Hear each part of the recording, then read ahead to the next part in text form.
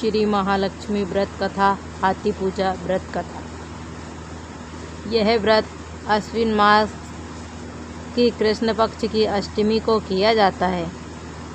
एक समय महर्षि द्युपान व्यास जी हस्तिनापुर आए थे। उनका आगमन सुन महाराज धृतराज ने अपना आदर सम्मान कर राजमहल में व्यास जी को सुवर्ण के सिंहासन पर विराजमान कर अर्धपान आचमन से उनका पूजन किया। व्यास जी के स्वस्थ चित्त होने पर राजरानी गांधारी ने महर्षि व्यास जी से हाथ जोड़कर प्रश्न किया कि महाराज, आपसे हमारी प्रार्थना है कि स्त्रियों को कोई ऐसा व्रत सरल पूजन बताइए जिससे सुख, पुत्र पौत्र परिवार सदा सुखी रहे। इतना सुनकर व्यास जी ने कहा, वह श्री महालक्ष्मी व्रत है जिसका पूजन प्रतिवर्ष आश्विन कार कृष्ण पक्ष की अष्टमी को किया जाता है। तब राजरानी गांधारी ने कहा, महात्मन, वह व्रत कैसे आरंभ होता है, किस विधान से पूजन होता है, यह विस्तार से बताने का कष्ट करे। तब महर्षि जी ने कहा कि वह व्रत भाद्रपद शुक्ल पक्ष की अष्टमी के दिन सुबह व्रत का मन में संकल्प कर किसी जलाशय में जाकर स्नान कर स्वच्छ वस्त्र पहनकर ताजी धुआ से महालक्ष्मी जी को जल का तर्पण देकर प्रणाम करना चाहिए। फिर घर आकर शुद्ध 16 धागों का एक गड़ा बनाकर प्रतिदिन एक गांठ लगानी चाहिए। इस प्रकार 16 दिन की 16 गांठ को एक गड़ा तैयार कर अश्विन मास की कृष्ण पक्ष की अष्टमी को व्रत रखकर मंडप बनाकर चंदोवान तानकर उसके नीचे माटी के हाथी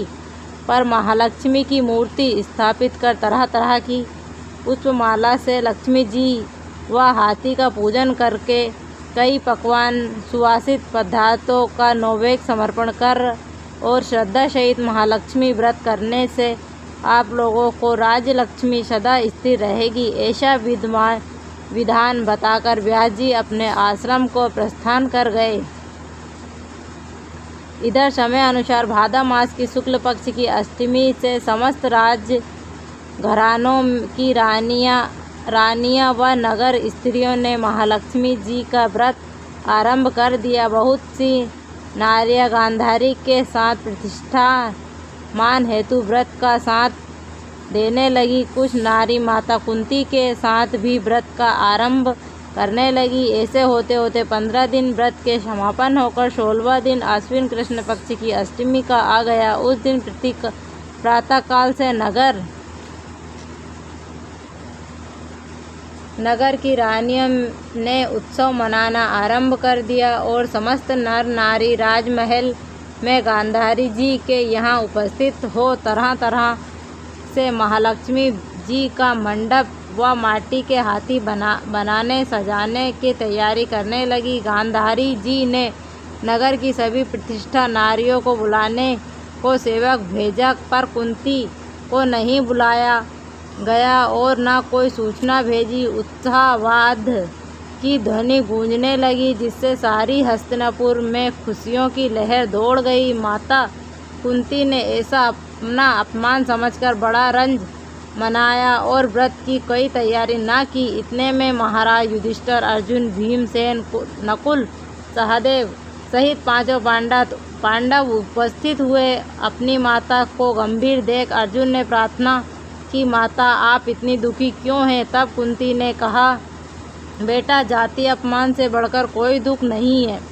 आज नगर में श्री महालक्ष्मी व्रत उत्सव में रानी गांधारी ने सारे नगर की औरतें सम्मान से बुलाई हैं, पर ईर्ष्यावश मेरा अपमान कर उत्सव में नहीं बुलाया है। पार्थ ने कहा, माता, क्या वह पूजा का विधान सिर्फ दुर्योधन के ही महल में हो सकता है? आप अपने घर नहीं कर सकती है? तब कुंती ने कहा, बेटा, कर सकती हूँ, पर वह साज सामान इतनी जल्दी तैयार नहीं हो सकता, क्योंकि गांधारी के 100 पुत्रों ने माटी का विशाल हाथी तैयार करके पूजा का साज सजाया है। वह ऐसा विधान तुमसे न बन सकेगा। तब पार्थ ने कहा, माता, आप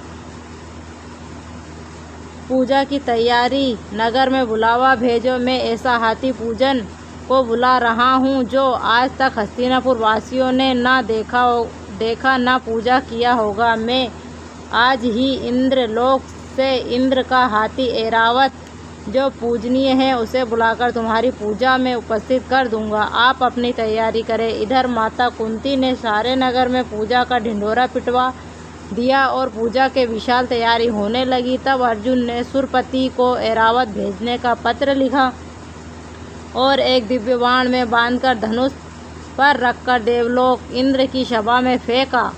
इंद्र ने बाण से पत्र निकालकर पढ़ा तो आश्चर्य से अर्जुन को लिखा कि पांडु कुमार ऐरावत भेज तो दूंगा, पर वह इतनी जल्दी स्वर्ग से कैसे उतर सकता है? तुम इसका उत्तर शीघ्र ही लिखो। पत्र पाकर अर्जुन ने पत्र में बाणों का रास्ता बना के हाथी उतारने की प्रार्थना लिख पत्र वापस कर दिया। इंद्र ने मातली सारथी को आज्ञा दी कि हाथी को पूर्ण रूप से सजाकर हस्तिनापुर में उतारने का प्रबंध करो। महावत की तरह तरह के साथ सामान से ऐरावत को सजाया। देवलोक की अंबर झूले डाली गई, स्वर्ण की पालकी रत्न जड़ित कलशों से बांधी गई, माथे पर रत्न जड़ित जाली सजाई गई, पैरों में घुंघरू स्वर्ण मणियों की बांधी गई, जिनकी चकाचौंध में मानव जाति की आंखें नहीं ठहर सकती। इधर सारे नगर में धूम हुई कि कुंती माता के घर सजी इंद्र का ऐरावत बाणों के रास्तों पर स्वर्ग से उतरकर पूजा जावेगा। सारे नगर के नर नारी बालक और वृद्ध भी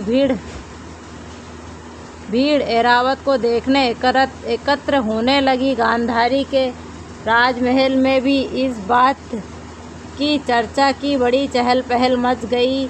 नगर की नर नारियां पूजा थाली लेकर भागने लगी और माता कुंती के महल में उपस्थित होने लगी। देखते देखते सारा महल पूजा करने वाली नारियों से ठसाठस भर गया। सारे नगरवासी ऐरावत के दर्शन को गली सड़क महल अटारियों पर एकत्र हो गए। माता कुंती ने ऐरावत को खड़ा करने हेतु रंग बिरंगे चौक पुरवाकर नवीन रेशमी वस्त्र बिछा दिए।